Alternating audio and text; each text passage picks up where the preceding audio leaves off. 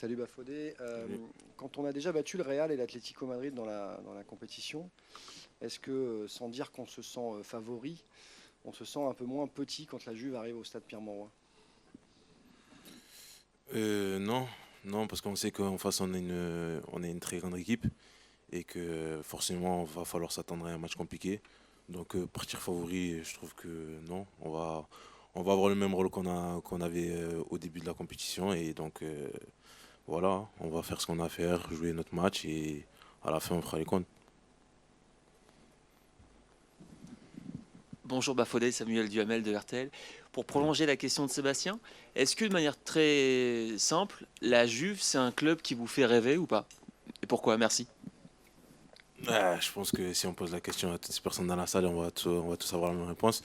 C'est un club qui fait rêver parce que on sait qu'il y a eu des grands joueurs qui sont passés et qu'ils ont fait des très bonnes choses. Donc ouais, ça fait rêver, ça fait en plus quelque chose en plus de jouer contre ce genre d'équipe. Et ça donne une motivation en plus justement à vouloir donner le maximum et se surpasser.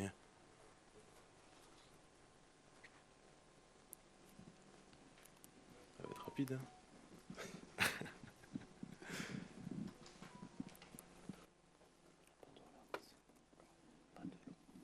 Bonjour Bafodé, c'est Lassana Kamara de Africa Football United. Non. La saison que vous êtes en train de faire en Ligue des Champions avec le match contre le Real, le match contre l'Atlético, la Juventus là, est-ce que vous êtes en train de balayer un terrain pour le Ballon d'Or africain? Et que pensez-vous aussi de la nomination de Sékou Guirassy? Ouh. Alors là, non, clairement, je pense pas à être prétendant à tout cela. Je pense que d'abord, je pense à jouer mes matchs. Après, si par la suite, je fais partie de cette liste, eh ben, tant mieux. Mais je me concentre d'abord sur les prestations que j'ai à faire avec mon club. Et ensuite, si ça arrive par la suite, ben, tant mieux. Et par rapport à la nomination de Serhou, ben, je suis content pour lui. Je le connais pas personnellement, mais par rapport à ce qu'il a fait la saison dernière, c'est tout à fait mérité.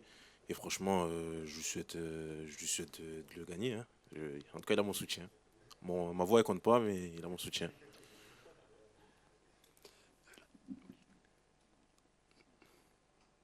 Oui, bonjour. François Verdenel, équipe. Est-ce que tu considères que tu t'es définitivement installé dans l'axe ou que tu peux encore dépanner sur un côté? On a dit, on commence par moi, après le coach. Faut pas me demander ça à moi. Mais non, on sait que cette année, la plupart des matchs que j'ai fait, ils ont été dans l'axe, mais que j'étais à disposition du coach par rapport à ses besoins. Donc s'il a besoin de me mettre à droite, eh bien, j'irai à droite. S'il préfère que je reste dans l'axe, je resterai dans l'axe. Mais ce sera en fonction des choix du coach et donc je m'adapterai à ça. Bonjour Bafodé, question, alors Olivier Fosseux pour La Voix du Nord, question par rapport à un de tes partenaires, Jonathan David, qui enchaîne les buts en ce moment, et notamment sur penalty, aussi en Ligue des Champions. Est-ce qu'il il s'entraîne particulièrement? Est-ce que il a une technique pour toi? Est-ce qu'il vous parle un petit peu de sa façon de tirer les penalties? Par moment, oui, il s'entraîne parce qu'on sait que c'est un exercice comme un autre. Et donc, par moment, il s'entraîne comme je l'ai dit. Mais donner la technique, non, je pense que c'est en fonction de chaque tireur. Et lui, en ce moment, comme vous l'avez dit, il maîtrise cet exercice et on est content, car à la fin, ça nous aide. Mais non, je pense qu'il n'a pas de technique particulière, pardon. Il fait en fonction de ce qu'il ressent sur le coup. Et, et voilà. Ouais, voilà. Bonjour, Mathieu Rapès de France Télévisions. C'est pas un match couperé, mais est-ce que vous considérez quand même que c'est un match un peu phare pour mettre un pas dans les 16e de finale, au moins se qualifier pour les barrages après votre bon parcours? Euh, on pense pas je pense pas qu'on pense à ça. On fait match par match. On sait qu'à la fin, ça aura une conséquence, mais sur le coup, on fait en fonction de ce qui est sur le moment. Donc, jouer le match à fond. Et après, à la fin, si c'est une bonne opération pour nous, tant mieux. Mais d'abord, on fait en fonction de ce qu'on doit faire sur le terrain. Et donc, donner le maximum pour que à la fin, on ait un match abouti. Et après, à partir du moment où on a le match abouti, si ça va dans notre sens, tant mieux. Si ça va pas dans notre sens, eh ben, tant pis. Au moins, ça nous servira pour le championnat qu'on a l'habitude de jouer toute l'année. Bonjour Bafodé, Rémi Bouvresse de l'AFP. Alors malheureusement, vous avez beaucoup de blessés au LOSC, vous jouez beaucoup, vous avez beaucoup joué depuis le début de la saison. Comment est-ce que toi tu te sens au niveau personnel? Comment est-ce que tu sens le groupe? Est-ce que tu sens qu'il y a de la fatigue? Ou est-ce que même carrément il y a des joueurs qui jouent un peu blessés mais qui serrent les dents? Merci. Personnellement, non, moi ça va. Je pense qu'au début, il faut un certain temps pour pouvoir se mettre, pouvoir se mettre dans le bain, pardon, parce que jouer autant de matchs en début de saison, notre corps n'a pas l'habitude, mais personnellement, ça va. Et je pense que non, dans le groupe, il n'y a pas de tricheur. À partir du moment où quelqu'un a mal pour le bien du groupe, il va le dire au staff médical pour pouvoir justement faire en sorte d'être le mieux possible pour si on a besoin de lui. Et voilà, non, il y a pas de tricheur. Après, je pense que tous les joueurs, je pense que si on demande à tous les joueurs, il n'y a aucun joueur qui joue à 100%. On a tous mal quelque part, mais à un moment donné, il faut jouer. Après, je dis pas qu'on a des grosses douleurs, hein, mais on peut pas jouer à 100% toute notre carrière. Ouais. Ah. C'est technique, hein. Eccomi, buongiorno, ciao, Antonio Paolino, Radio Bianconera. Affrontare una squadra italiana dopo aver battuto squadre importanti, che cosa le porta a pensare? È qualcosa di complicato o relativamente semplice? Je pense que ça va être un match compliqué, comme je l'ai dit tout à l'heure, parce que c'est une autre façon de jouer et c'est une très bonne équipe en face. Donc, il va falloir s'attendre à des joueurs motivés et qui vont tout donner pour pouvoir gagner le match. Ça va être un match, on va dire, dans le contenu peut-être différent de l'Atlético ou du Real Madrid, mais au niveau de la difficulté, je pense qu'on sera au même stade ou voire même au-dessus parce que la compétition elle avance.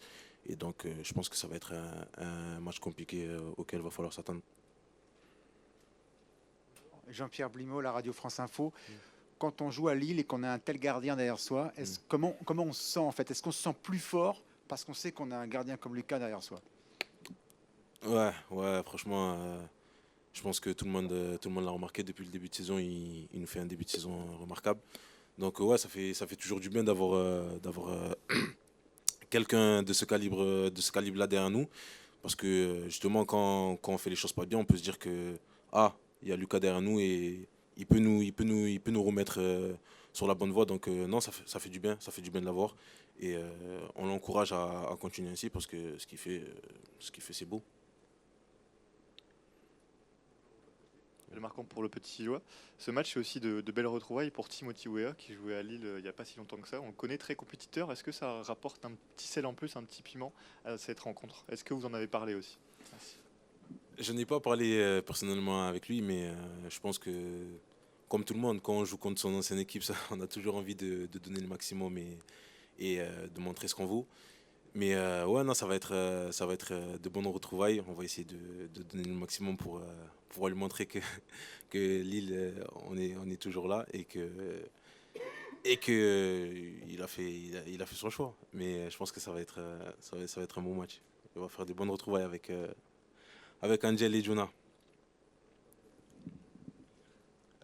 Bafodé, tu découvres la Ligue des Champions cette saison. Tu as 3 matchs derrière toi, sans compter les barrages, bien sûr, et le tour préliminaire. C'est quoi les principales différences que tu pourrais donner par rapport à des matchs de Ligue 1, par exemple? L'intensité. L'intensité, on voit que c'est pas du tout la même. Que là, les moindres inattentions, on peut les payer cash. Déjà en Ligue 1, on le sent contre certaines équipes, pardon. Mais là, on voit que c'est le meilleur niveau en Europe. On voit que y a de la malice qui s'installe, que les gens ils veulent aller au bout. Pour certains, aller au bout et pour d'autres, en gros, donner le maximum pour aller le plus loin possible. Et c'est l'une des principales choses que j'ai remarqué. Cette malice, j'en ai déjà parlé plusieurs fois à des collègues en dehors du foot. Cette malice que nous, on n'a pas, enfin nous, que certaines équipes n'ont pas en championnat, ben là, on voit que les joueurs, ils ont l'expérience et qu'ils veulent tout donner pour, comme j'ai dit, aller au bout. Merci beaucoup. On va pouvoir passer aux questions pour le coach. Merci.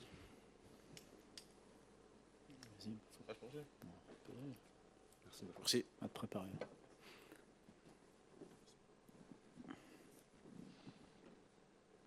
Bonjour Bruno. Bonjour. Donc Sébastien Noé, La Voix du Nord. On a parlé des blessés. On va faire une première question traditionnelle. J'ai presque envie de te demander qui est là, en fait, plutôt que qui n'est pas là. Non, plus sérieusement, quels sont les joueurs qui ne pourront pas être là demain contre la Juve? Alors j'ai mon petit papier parce que c'est... Bien sûr, il y a 3 joueurs absents. Vous connaissez Sam, Nabil et Thiago, qui a été opéré, pour qui tout s'est bien passé.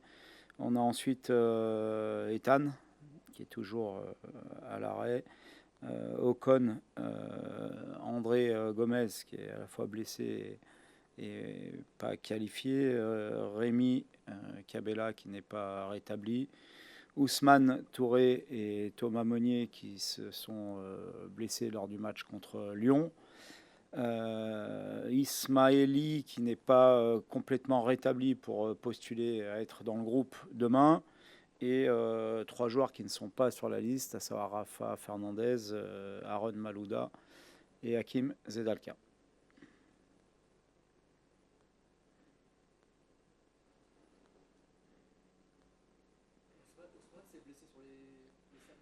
Ouais, que lorsqu'il est rentré, a ressenti une douleur à la cuisse. Donc on en saura un peu plus sur sa durée d'indisponibilité, mais ce qui est sûr, c'est que pour demain, c'est pas envisageable de l'avoir dans le groupe. Bonjour Bruno. Bonjour. Rémi Bouvresse de l'AFP. Tout à l'heure, Bafo a dit que le contenu de ce match serait différent que ceux contre l'Atlético et le Real. Justement, est-ce que vous pouvez nous donner un petit peu les clés de ce match contre une équipe, c'est vrai, très différente? Merci. Je crois que chaque match de Champions League est différent, mais dans chaque match de Champions League, il y a un paramètre très très important et indispensable et nécessaire pour faire une performance, c'est l'engagement. Bafo a parlé d'intensité. Je dirais intensité et engagement, c'est une des conditions indispensables, nécessaires et indispensables pour faire un résultat. Ensuite, c'est une équipe, comme beaucoup d'équipes italiennes, très très bien organisée tactiquement, très difficile à jouer, avec beaucoup d'individualité. Mais je crois que ce qui est important, c'est d'être conscient qu'on a déjà fait, on peut dire, 2 exploits, donc le Real et l'Atlético. Et lorsque vous êtes capable de le faire une fois ou 2 fois, c'est que vous devez être capable de le reproduire. Donc on va jouer notre chance à fond. On sait que ce sera difficile, que ce sera un match très difficile, au même titre que les 2 derniers matchs de Champions League. Mais on est chez nous, on a notre public qui va nous aider aussi, qui va nous donner de la force. Et donc on jouera comme on l'a fait lors des derniers matchs de Champions League, notre chance à fond. Bonjour Bruno. Jean-Pierre Blimaud de France Info. Même question autour de Lucas. Est-ce que c'est une légende ou pas quand on sait qu'on a un grand gardien derrière soi? Est-ce que c'est un atout aussi au niveau de la confiance pour les défenseurs, mais pas seulement? Parce que vous en avez un en ce moment, un grand gardien.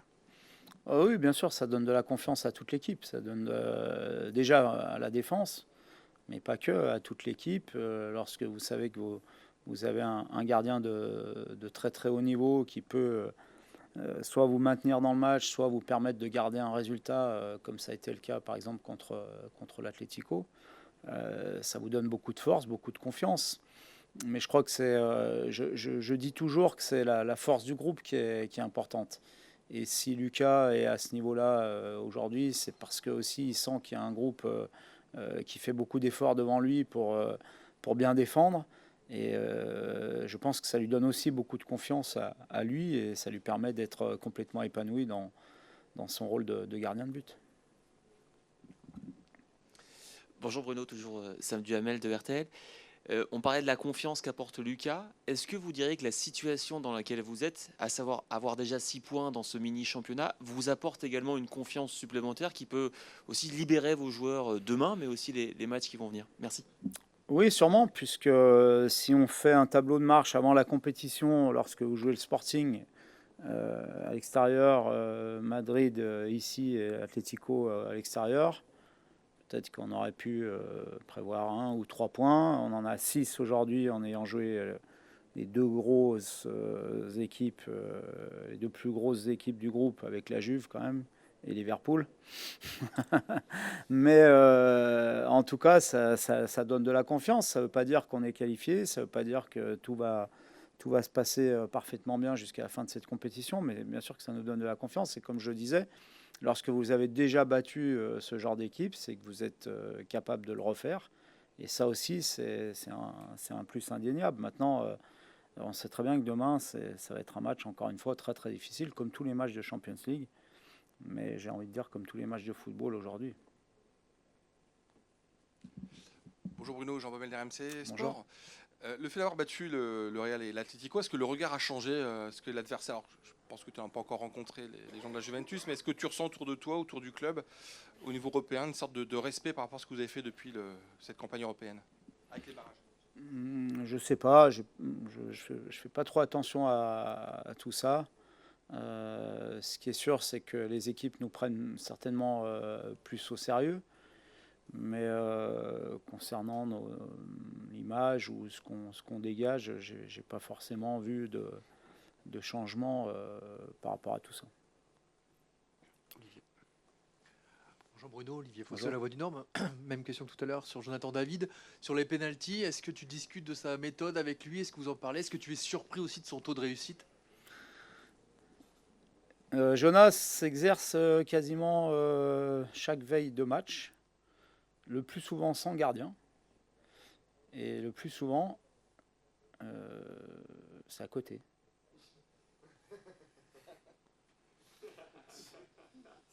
Donc je le chambre parfois, mais la grande force de Jonas, c'est que il a un sang qui est très très froid. Voilà. Et que ça, pour l'exercice de penalty ou de tir au but, pour moi, c'est la plus grande qualité qu'il faut avoir.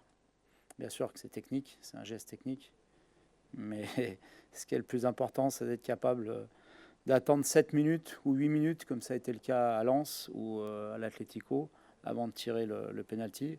Parce que là, c'est de la gestion des émotions, c'est pas le geste technique. C'est d'être capable de faire le vide, d'être capable d'être concentré sur son geste et de faire abstraction de toutes les conséquences que peuvent avoir la réussite ou non du tir au but. Et là-dessus, il est imperturbable. Mais il l'est aussi dans son jeu. C'est un garçon qui a beaucoup de qualités. Mais il en a une qui, pour moi, est très très importante pour le très haut niveau, c'est qu'il a une grande confiance. Et il peut rater 2 occasions nettes dans un match. C'est pas ce qui va l'empêcher à la 3e de gamberger ou de douter. Et ça, c'est une grande force. Et je pense que c'est pour ça que sur cet exercice-là, il est très fort. Bruno, François Verdenay, l'équipe.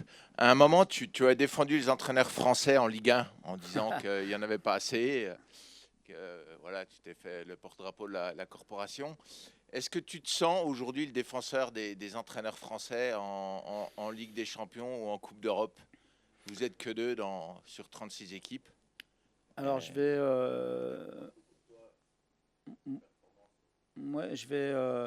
essayer de répondre le plus clairement et sincèrement possible. De faire le défenseur des entraîneurs français, oui. Ce qui ne veut pas dire qu'il n'y a pas d'entraîneurs étrangers qui sont de grande qualité. Et il y en a. Il y en a dans le championnat, il y en a de partout. Mais lorsque je parlais de ça, je trouve, mais c'est très français, qu'on valorise beaucoup plus les gens qui viennent de l'étranger que les gens qui sont entraîneurs français. Si je prends, je ne vais pas parler de moi, comme ça je vais éviter toute polémique, je vais parler d'Éric Roy. Est-ce que vous entendez beaucoup parler d'Éric Roy, qui fait des choses extraordinaires en Champions League et en championnat?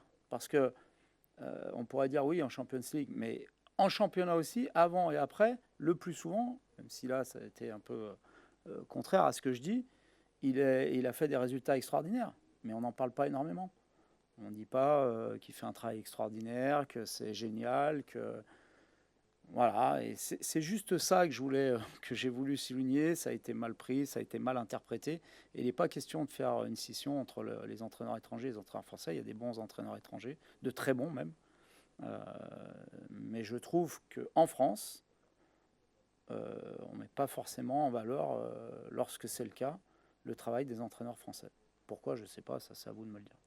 Est-ce que tu penses qu'on peut entrer beaucoup plus en valeur au niveau européen?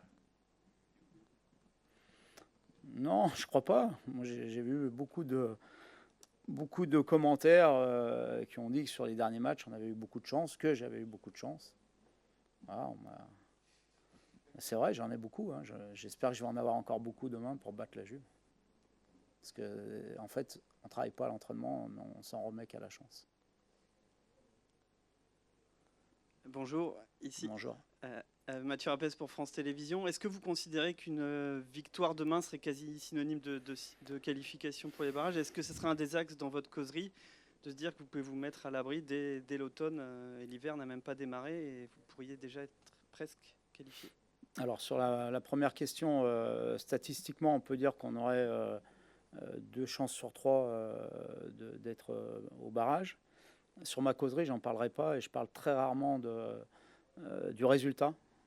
Je parle plus de la façon de jouer, de comment atteindre le résultat, parce que j'estime que c'est ce qui est le plus important, à la fois pour avoir un résultat positif, mais aussi pour enlever cette pression un peu négative, je trouve, de mettre l'objectif que sur le résultat, que sur la qualification, que sur le résultat brut.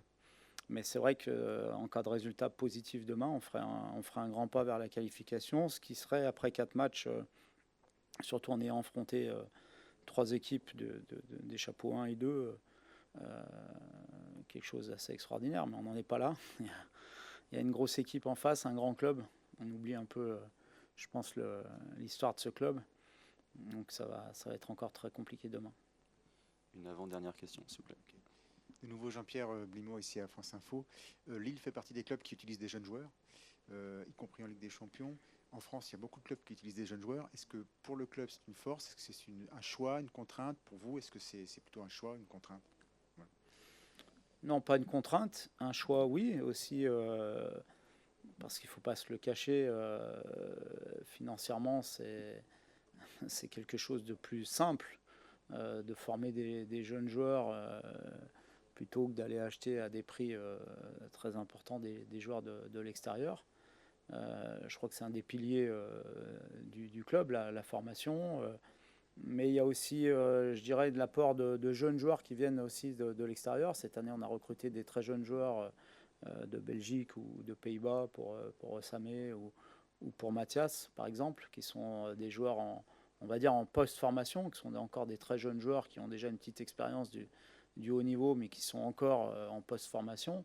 Donc c'est l'alliance de ces deux paramètres-là, pardon. Et puis aussi de les encadrer par des joueurs d'expérience, à la fois des joueurs qui sont bien ancrés au LOSC, avec comme exemple bien sûr notre capitaine, et puis aussi être capable de faire venir des joueurs qui ont déjà une certaine expérience internationale du très haut niveau pour encadrer ces jeunes joueurs. C'est un alliage de ces deux paramètres qui est important. Et une dernière question en italien, s'il vous plaît. Buonasera, Antonio Paolino, Radio Bianconera. Le chiedo cosa teme della Juve nello specifico. Lei in Italia la definiscono l'ammazzagrandi. E l'attacco, per lei che ha origini italiane, l'attacco è la miglior difesa per ottenere il risultato pieno? Grazie. Oui, je pense qu'on ne va pas se renier, que je l'avais déjà dit avant le Real. Après, il y a ce qu'on a envie de faire, il y a ce qu'on pourra faire et ce que l'adversaire nous laissera faire aussi, parce que c'est toujours un rapport de force dans ce genre de match. On est chez nous, on a envie d'imposer notre jeu, mais on sait aussi qu'il y aura des moments où il va falloir être très, très solide, parce que c'est une équipe, je l'ai dit, qui est très très bien organisée tactiquement, avec un coach qui déjà en tant que joueur avait une culture tactique très très importante, donc il l'a transmise à son équipe, mais aussi avec beaucoup d'individualité et de talent. Donc il faudra encore une fois faire un match quasi parfait pour obtenir un résultat positif. Merci beaucoup. Merci. Pour rappel, l'entraînement débutera à 16h45 et le premier quart d'heure sera ouvert aux médias. Merci.